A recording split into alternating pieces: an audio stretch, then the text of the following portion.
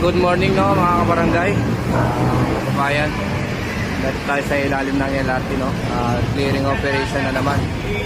Dahil nakarating na naman sa ating kinaukulan na ibalikan na naman mga street dweller dito.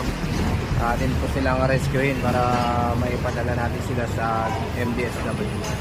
Che, morning po Che. Good morning po mga kabarangay at mahal na mga kapitbahay dito sa Recto. Dito po tayo ngayon sa Recto upang linisin itong mga matatagal ng problema kasi ito pabalik-balik na lang ito eh. Dito sila natutulog pero dito rin sila umiihi, dito rin sila tumatae, kaya maraming nagrereklamo ng mga estudyante na mapanghi itong area na ito. Kaya ito nakita natin na pabalik-balik na naman, kaya inaksyonan natin ngayong umaga. Kaya po sa mga